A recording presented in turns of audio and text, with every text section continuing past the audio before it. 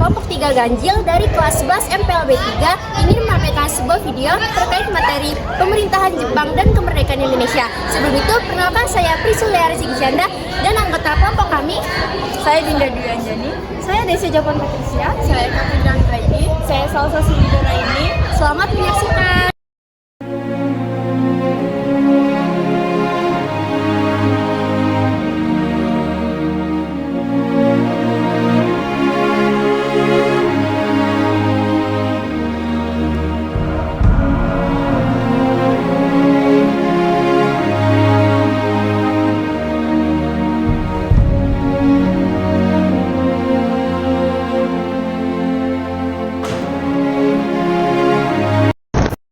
Berikut adalah PPT terkait materi kebijakan dan dampak pendudukan Jepang di Indonesia. Jepang menduduki Indonesia pada tahun 1942 sampai dengan 1945 dengan semboyan saudara tua.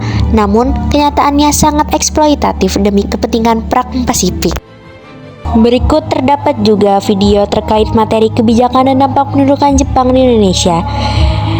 Kebijakan Jepang menerapkan Romusa kerja paksa untuk membangun sarana militer, Jugun Lanfo, rekrutmen paksa perempuan, serta sistem autarki. Setiap daerah wajib memenuhi kebutuhan perang sendiri.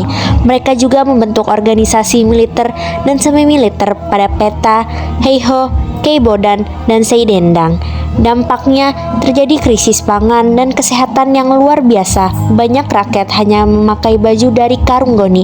Namun secara politik, Jepang melarang bahasa Belanda dan mengizinkan bahasa Indonesia digunakan yang secara tidak sengaja memperkuat identitas nasional. Selanjutnya, bentuk perjuangan meraih kemerdekaan masa pendudukan Jepang. Strategi perjuangan rakyat Indonesia terbagi menjadi 3. Perjuangan kooperatif dilakukan oleh tokoh-tokoh 4 serangkai, yaitu Soekarno, Hatta, Ki Hajar Dewantara, dan KH Mas Mansur. Melalui organisasi seperti Putra, mereka berpura-pura bekerja sama dengan Jepang untuk melindungi rakyat dan menyisipkan semangat nasionalisme dalam pidato-pidatonya. Berikut adalah video terkait bentuk perjuangan meraih kemerdekaan pada masa pendudukan Jepang. Gerakan bawah tanah dilakukan secara rahasia oleh kelompok pemuda, yaitu kelompok Suta Syahrir, Soekarni, dan Ahmad Subarjo. Mereka menyadap siaran radio luar negeri BBC untuk memantau kekalahan Jepang. Perlawanan bersenjata terjadi, pemberontakan fisik karena rakyat tidak tahan dengan penderitaan, seperti perlawanan peta di Blitar dipimpin Supriyadi dan perlawanan rakyat di Singaparna, Tasikmalaya. Selanjutnya, perbedaan sikap golongan tua dan muda mengenai kapitulasi Jepang setelah Jepang menyerah tanpa syarat kepada sekutu pada 14 Agustus 1945. Terjadi ketegangan internal, yaitu golongan muda Soekarni, Chairul Saleh, Wikana menginginkan proklamasi dilakukan seketika itu juga, paling lambat 16 Agustus 1945. Mereka menganggap PPKI adalah badan buatan Jepang, sehingga jika mereka melalui PPKI Indonesia akan dianggap hadiah dari Jepang oleh sekutu. Sedangkan golongan tua Soekarno-Hatta, Ahmad Subarjo menginginkan proklamasi tetap melalui prosedur PPKI untuk menghindari bentrokan berdarah dengan tentara Jepang yang masih bersenjata lengkap di Indonesia dan untuk memastikan transisi kekuasaan yang lebih teratur. Berikut adalah video terkait materi tersebut.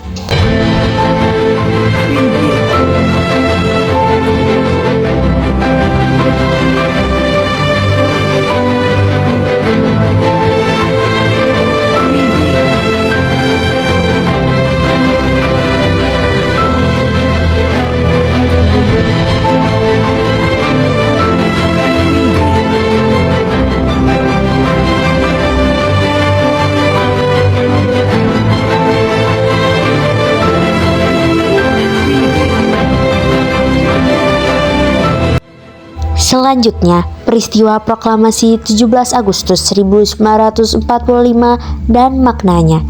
Proklamasi dilaksanakan di kediaman Soekarno, Jalan Pengangsaan Timur, Maknanya, secara hukum ini adalah penghapusan tata hukum kolonial dan berlakunya tata hukum nasional. Secara politis, Indonesia menyatakan diri sebagai negara bebas yang memiliki kedudukan sejajar dengan bangsa-bangsa lain di dunia.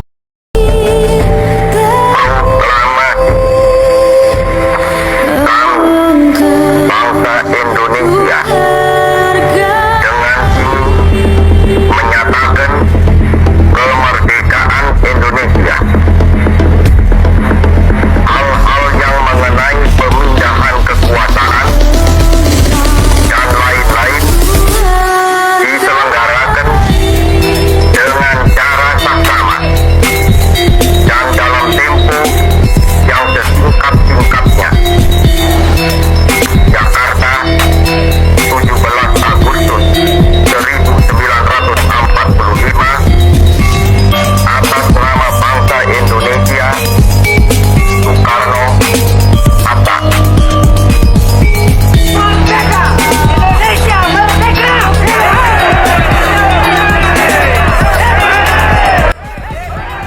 Selanjutnya, pembentukan pemerintahan Indonesia dalam sidang PPKI.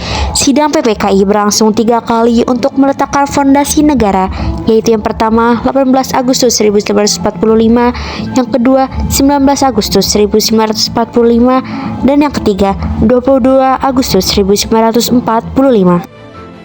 Sidang PPKI pertama pada tanggal 18 Agustus 1945 mengesahkan Undang-Undang Dasar 1945, menetapkan Soekarno-Hatta sebagai Presiden dan Wakil Presiden, serta membentuk Komite Nasional untuk membantu tugas Presiden. Sidang PPKI kedua yaitu pada tanggal 19 Agustus 1945, yaitu membagi wilayah Indonesia menjadi 8 provinsi dan membentuk 12 departemen atau kementerian. Sidang PPKI ketiga 22 Agustus 1945 membentuk Komite Nasional Indonesia KNI, Partai Nasional Indonesia PNI sebagai partai tunggal awalnya dan Badan Keamanan Rakyat. PPT selanjutnya yaitu dukungan dan reaksi rakyat terhadap proklamasi. Meskipun penyebaran informasi terbatas, rakyat bereaksi dengan euforia dan keberanian. Para pemuda menyebarkan berita lewat coret-coret di gerbong kereta api dan tembok kota. Terjadi pengambil alihan kekuasaan secara paksa terhadap aset-aset Jepang, kantor berita, stasiun kereta. Rapat raksasa di lapangan Ikada 19 September 1945 menjadi bukti nyata dukungan rakyat kepada pemerintah rakyat Indonesia, sekaligus menunjukkan kewibawaan Soekarno dalam memenangkan masa di depan bayonet tentara Jepang.